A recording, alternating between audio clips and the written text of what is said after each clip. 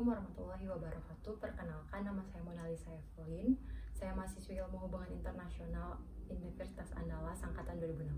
Di video kali ini saya akan menyampaikan presentasi proposal saya yang berjudul Strategi Transnational Advocacy Network dalam pengangkatan larangan aborsi di Korea Selatan.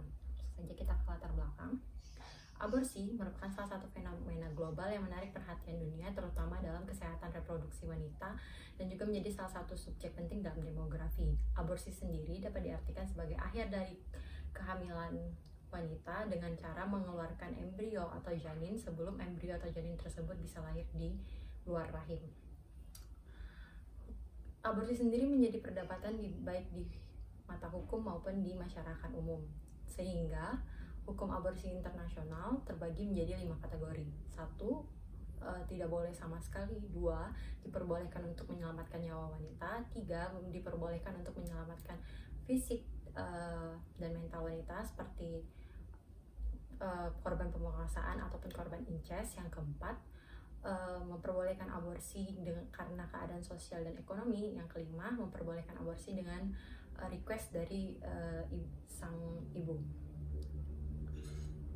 Pada tahun 2010 sampai 2014, Asia merupakan region yang memiliki kasus aborsi terbanyak sebanyak 35.800.000 kasus, di mana hukum aborsi di Asia sendiri sudah mengalami liberalisasi. Negara-negara yang melakukan liberalisasi hukum aborsi ini adalah negara-negara yang umumnya memiliki banyak penduduk seperti Cina dan India. Korea Selatan dengan tingkat kelahiran yang rendah di dunia justru mengangkat larangan aborsi setelah 66 tahun larangan tersebut berlangsung. Larangan aborsi di Korea Selatan sudah berlangsung sejak tahun 1953, di mana kegiatan aborsi ini menjadi tindakan kriminal yang tertulis dalam artikel 269 dan 270 The 1953 Korean Criminal Code. Pada tahun 1973, hukum ini kemudian mengalami kelonggaran. Aborsi boleh dilakukan dengan syarat kehamilan tersebut membahayakan sang ibu, adanya kelainan genetik di janin, dan sang ibu adalah korban incest ataupun pemerkosaan. Ketiga syarat ini boleh dilakukan jika kandungan berumur di bawah 24 minggu. Meskipun adanya pelarangan aborsi di Korea Selatan, hal tersebut tidak menghentikan adanya aborsi. Bahkan pada awal tahun 1960 sampai akhir 1990, pemerintah mendorong wanita-wanita hamil untuk melakukan aborsi karena ditakutkan akan terjadinya overpopulation, karena pada saat itu Korea baru saja selesai dari perang Korea. Tetapi dorongan pemerintah ini ternyata terlalu berhasil, sehingga Korea pada saat ini menjadi salah satu negara dengan tingkat kelahiran yang rendah dan ditakutkan akan terjadi krisis populasi. Status larangan aborsi ini menimbulkan perdebatan di Korea Selatan. Bagi mereka yang mendukung pelarangan ini menyebut diri mereka pro-life, dan bagi mereka yang mendukung untuk pengangkatan larangan aborsi ini menyebut diri mereka sebagai pro-choice. Pro-choice sendiri dikenal sebagai gerakan yang menghormati pilihan seorang wanita, entah dia mau mengkeep janinnya atau dia mau mengaborsi janinnya sesuai dengan kepercayaan dan nilai yang dia anut. Pro-choice sendiri tidak hanya ada di Korea Selatan, tapi juga ada di negara-negara lain seperti Amerika Serikat. Dalam usaha untuk mengangkat larangan aborsi ini, pro-choice tidak hanya bergerak sendiri, tapi juga dibantu oleh aktivis feminis dari negara lain seperti Irlandia, Argentina, dan Madagaskar. Bahkan ada petisi yang sudah ditandatangani 2073 orang dari target 2500 orang tentang pengangkatan larangan aborsi ini. Selain itu, International NGO Human Rights Watch juga meminta kepada pengadilan Korea untuk mendeskriminalisasi larangan tersebut dan memastikan adanya akses yang aman untuk kegiatan aborsi ini. Aktor-aktor yang sudah saya sebutkan tadi membentuk sebuah jaringan yang memiliki tujuan dan nilai yang sama, yang mana jaringan tersebut nantinya akan disebut dengan TAN. Dari latar belakang tersebut, saya merumuskan masalah bahwa larangan aborsi di Korea Selatan yang sudah berlangsung selama 66 tahun berhasil diangkat dengan perjuangan yang tidak mudah. Dan juga meskipun adanya tantangan dari masyarakat konservatif dan kelompok agama yang menentang larangan tersebut, tapi pro-choice pro-choice dan aktor-aktor internasional lain berhasil mengangkat larangan aborsi itu tepat pada tanggal 11 April 2019. Korea Selatan dengan tingkat kelahiran yang rendah justru malah mengangkat larangan aborsinya. Hal ini kemudian menarik untuk diliti untuk melihat bagaimana upaya TAN dalam pengangkatan larangan aborsi di Korea Selatan yang memiliki masyarakat konservatif dan kelompok agama yang masih menentang hal tersebut. Sehingga pertanyaan penelitian saya adalah bagaimana strategi Transnational Advocacy Network dalam upaya pengangkatan larangan aborsi di Korea Selatan. Tujuan penelitian adalah untuk menganalisa strategi TAN dalam upaya pengangkatan larangan aborsi di Korea Selatan yang sudah berlangsung selama 66 tahun.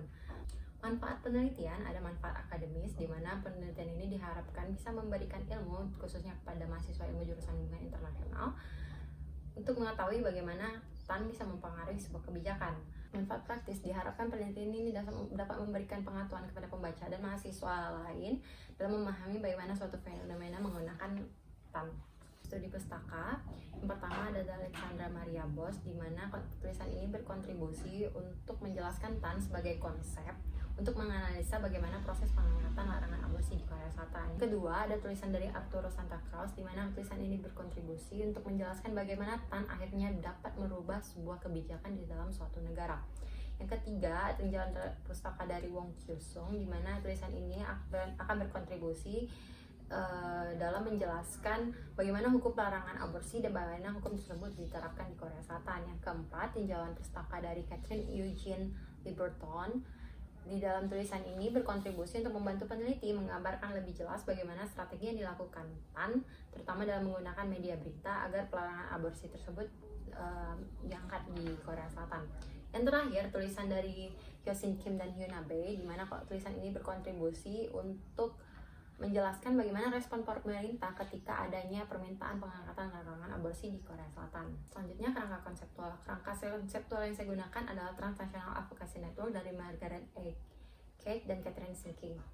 Kompleksitas hubungan dalam sistem internasional menjadikan intensitas interaksi antar aktor menjadi meningkat. Interaksi yang terjadi kemudian tidak hanya difokuskan terhadap hubungan aktor negara dan dengan aktor negara, tetapi juga kepada hubungan negara dengan aktor non-negara seperti aktor ekonomi, politik, maupun keterlibatan aktivis yang berpengaruh di dalamnya.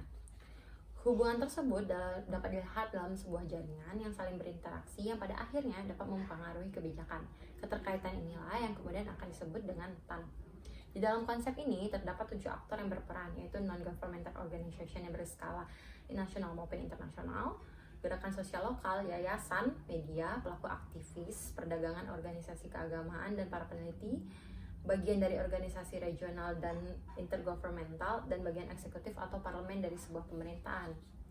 Dalam membentuk TAN sendiri, tidak diperlukan ketujuh aktor tersebut, hanya dibutuhkan beberapa aktor yang memiliki peranan besar untuk membentuk TAN, seperti pemerintah, aktivis, dan gerakan sosial. Kate dan Sinking mengidentifikasikan 4 cara strategi politik TAN untuk mencapai tujuannya. Yang pertama ada information politik, di mana merupakan kemampuan untuk menyebarkan informasi secara cepat dan tepat. Yang kedua adalah simbolik politik, merupakan kemampuan untuk menggunakan simbol cerita yang mewakili sebuah isu. Yang ketiga, leverage politik, merupakan kemampuan menggunakan aktor yang memiliki power untuk bisa mempengaruhi masyarakat luas. Yang ketiga, accountability politik, supaya untuk mendorong aktor yang memiliki power untuk bertindak sesuai dengan kebijakan dan prinsip-prinsip yang dibuat. Dalam proses pengangkatan larangan aborsi di Korea Selatan, banyak aktor-aktor yang terlibat di dalamnya.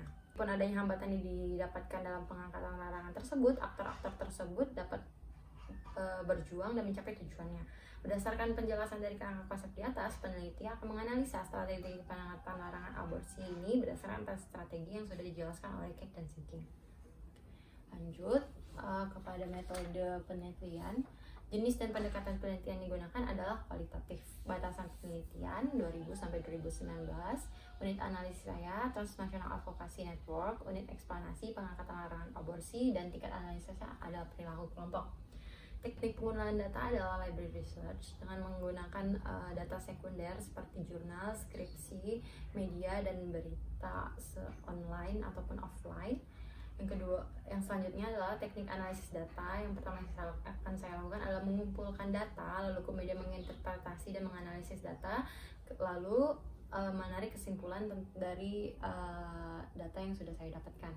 Tematika penulisan saya bab 1 pendahuluan, bab 2 aturan larangan aborsi di Korea Selatan. Di sini akan menjelaskan bagaimana larangan tersebut di masyarakat Korea Selatan. Yang ketiga, pengangkatan larangan aborsi di Korea Selatan, bagaimana kemudian pengangkatan larangan aborsi ini terjadi. Yang keempat, analisis strategi TAN dalam pengangkatan larangan aborsi di Korea Selatan. Dalam bab ini saya akan menganalisis pengangkatan larangan aborsi dengan 4 strategi TAN yang sudah saya jelaskan tadi. Bab kelima ada kesimpulan yang berisi kesimpulan dari penelitian saya dan juga saran dari penulis. Sekian presentasi dari saya, terima kasih.